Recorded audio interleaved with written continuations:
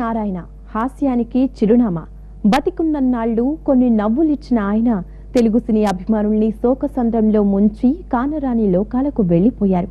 ఆయన లేరు, ఆయన హాస్యం మిగిలింది.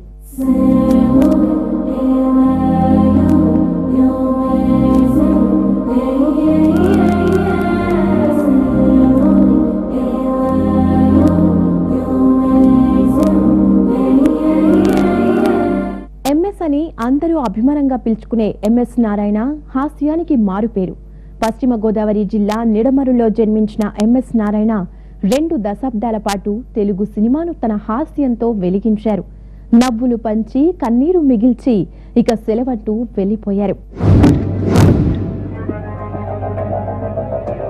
నేను మెల్లగా ఎలాగోలా తాగేయడానికి రాలేదు.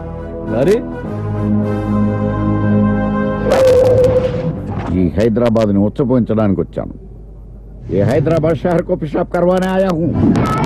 Mister Suryarao? Not a Suryarao, Suryabhai. It's a brand name.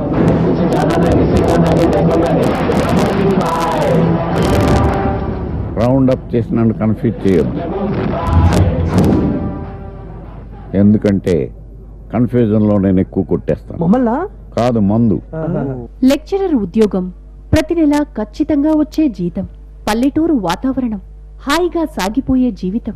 ఇది సినిమాల్లోకి రాకముందు ఎంఎస్ నారాయణ జీవితం. ఇంకెవరైనా అయితే ఈ జీవితంతో సరిపెట్టుకునేవారే, కానీ ఎంఎస్ అలా చేయలేదు. తన టాలెంట్ 10 మందికి తెలియాలనుకున్నారు. అందుకు సినీ పరిశ్రమే నిలవనుకున్నారు. మాస్టరు ఎవడు గాని పిలుస్తాడా ఏంటి? వేసుకుంటానులే. నీకా మంచినీళ్ళు, వాటర్, ఐడియా మన దగ్గర ఉంది కదా బ్రాండీ.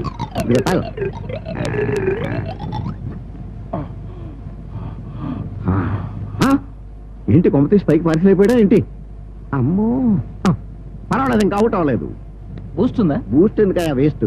బ్రాండీ ఉంది, కావాలా? అంత షాక్ అయిపోయాడు, ప్లగ్ లో వెళ్ళినట్టు. ఇప్పుడు బూస్ట్ తాగితే బలం వస్తుందో లేదో గ్యారంటీ లేదు, కానీ బ్రాండీ తాగేమనుకో కిక్ వస్తుంది. పని ఇంటికి వెళ్ళి ఫ్యామిలీ అందరూ తలో తగ్గేసి పడుకోండి. బలంగా ఉన్నా లేకపోయినా మచ్చగా ఉంటుంది. వారంలో 5 రోజులు లెక్చరర్, మిగతా 2 రోజులు సినిమా ప్రయత్నాలు. ప్రతి శుక్రవారం రాత్రి నర్సాపురంలో రైలెక్కి మద్రాసు వెళ్లేవారు ఎంఎస్ నారాయణ. నటుడి కంటే ముందు ఎంఎస్ రచయిత. తాను రాసిన కథలను దర్శకులు, నిర్మాతలకు వినిపించేందుకు మద్రాసు వెళ్లేవారు ఎంఎస్ నారాయణ. నేను ప్రశ్న అడుగుతాను, సమాధానం చెప్పి వెళ్ళిపోరా. మీరు ఎటువంటి ప్రశ్న అడిగినా సరే నేను ఈజీగా సమాధానం చెప్పేస్తాను. అడుక్కోండి. అడగనా? అడగండి. నువ్వు ఎవరు? అదో ప్రశ్నే. నేను ఎవరు? కూరగాయలు అమ్మేవాడిని. నువ్వు కూరగాయలు అమ్మేవాడువా, ఆకుకూరలు అమ్మేవాడువా, తట్ల అమ్మేవాడువా, బుట్టలు అమ్మేవాడువా, బట్టలు అమ్మేవాడువా, గాజులు అమ్మేవాడువా అని నేను అడగట్లేదురా. అర్థం చేసుకో, నువ్వెవరు? నేను మగాడినండి. నువ్వు మగాడివా, ఆడదానివా, ఆడా మగా కానీ 3వ టైప్ ఉంటుంది, ఆడివా అని నేను అడగట్లేదురా. అర్థం చేసుకుని చెప్పు, నువ్వెవరు? నేనండి బుద్ధి లేని ఎదవనండి. నువ్వు బుద్ధి లేని అదవ్వా, గడ్డి తినే అదవ్వా, కొండకూర ఎదవ్వా, దిక్కుమాలి అదవ్వా, కన్నాడు పెదవా. తనకు పరిచయం ఉన్న సినిమా వాళ్ళందరినీ కలవడం, కథలు చెప్పడం, తిరిగి ఆదివారం రాత్రి నర్సాపురం చేరుకోవడం. ఇలా 2 ఏళ్లు తన అదృష్టాన్ని తానే పరీక్షించుకున్నారు ఎంఎస్ నారాయణ.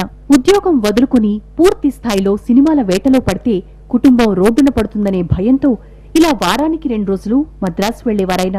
ఎంఎస్ చెప్పిన కథలు విన్న వాళ్లంతా బావున్నాయనేవారే కాని అవకాశం మాత్రం ఇచ్చేవారు కాదు. అయినా తన ప్రయత్నాలు వీడని ఎంఎస్ నర్సాపురం, మద్రాసుల మధ్య తిరుగుతూనే ఉన్నారు. గురువు గారు చండీయాగం చేశారు, ఈ ప్రసాదం మీకు ఇమ్మని పంపించారు. ఆయనకి మా మీద ఉన్న ప్రేమ లాంటిది. మీరు కూర్చోండి. అవును, పూజ ఎక్కడ? పూజ, శాస్త్రి గారు పూజ గురించి ఏమైనా అడిగారా? అడిగేది ఉంది నాయుడు గారు, మీ చేతిలో పెట్టాక మీరు ఎలా చూసుకుంటారో ఆయనకి తెలియదా? నిజం చెప్పాలంటే తను మా ఇంట్లో మనిషిలా కలిసిపోయింది. చాలా మంచి పిల్ల. పిల్ల డబ్బులు ఎక్కువైతే ఇలాంటి రోగాలు వస్తారా మీకు? బాగా ఒళ్ళు చేసినట్టుంది. మీ కళ్ళకి అలా కనిపిస్తుందేమో కానీ అసలు తినదండి, చాలా మొహమాటం. కుక్కలకు మొహమాటమా? అందరూ ఒకలా తయారయ్యారు. కరవడాలు లాంటివి ఏం చేయట్లేదు కదా? కలవడానికి తను ఏమన్నా చిన్నపిల్ల శాస్త్రి గారు? పెళ్లిడికి వచ్చిన పిల్ల. అయ్యి బాబోయ్, పిచ్చి బాగా ముదిరిపోయిందిరా మీకు. గణపతి శాస్త్రి గారు పూజకి ఏమైనా పెళ్లి సంబంధాలు చూస్తున్నారా? ఇంకా ఆలస్యం చేయకుండా మీ అందరిని పిచ్చి ఆసుపత్రికి తోలేయాలరా. ప్రస్తుతానికి ఆలోచన లేదండి. ఇంకా ఆ ట్రెండ్ కూడా రాలేదు. ప్రకృతి పరంగా ఎలా జరగాలో అలాగే జరుగుతుంది. పైగా దానికి మనం చూడాలటండి ఫ్రీ బర్డ్. అంతేలేండి, అమ్మా నాన్న లేని పిల్ల కదా. బుర్ర తక్కువ ఎదవల్లారా, మీతో ఉంటే నాకు మెంటలే కుదురా. మరి నేను సెలవు తీసుకుంటానండి. మంచిదండి. పెద్ద ఆయన అడిగానని చెప్పండి. భోంచేసి వెళ్ళండి. ఏం పెడతావు ఇక్కడ తొక్క తోటకూరను? రాకరా ఊళ్ళోకి వచ్చాను. ప్యారడైజ్కి వెళ్ళి దమ్ బిర్యానీ తినేసి పోతాను. తానొకటి తలిస్తే తెలుగు సినిమా మరొకటి తలిచింది. రచయితగా స్థిరపడాలనుకున్న ఎంఎస్ నారాయణ 1995 సంవత్సరంలో నటుడిగా మారారు. వంశీ దర్శకత్వంలో వచ్చిన లింగబాబు లవ్ స్టోరీ ఎంఎస్ తొలి సినిమా. ఈ సినిమాతో తెర వెనక ఉండాలనుకున్న ఎంఎస్ తెర ముందు ప్రత్యక్షమయ్యారు. తూర్పు తెల్లారక ముందే ఎక్కడికి వెళ్ళి వచ్చేదే? తెల్లారికి వెళ్ళానండి. అబ్బా, పక్కింటి పిన్ని గారు పేరెంట్ అని పిలిస్తే వెళ్ళాను. ఎవరా మొన్న ఓడిపోయాడు ఆవిడ? ఏదో కష్టం సుఖం మాట్లాడతానంటే ఆవిడ కష్టాల గురించి మాట్లాడుంటది, నువ్వు మాత్రం సుఖాల గురించి మాట్లాడుకుంటున్నావే. అది కదండి.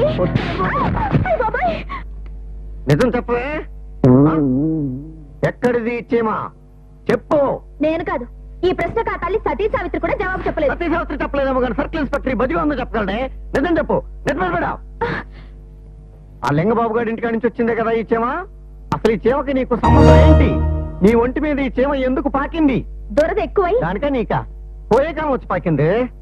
నా వారి ఒంటి మీద పాకేది చీమైనా దోమైనా నల్లైనా బల్లైనా ఆఖరికి నరమానవుడు ఎవడైనా సరే నా చేతిలో డెడ్డే. ఒరే లింగబాబు, నిన్ను ఒక చిన్న బ్రేక్ తీసుకుందాం. Stay tuned.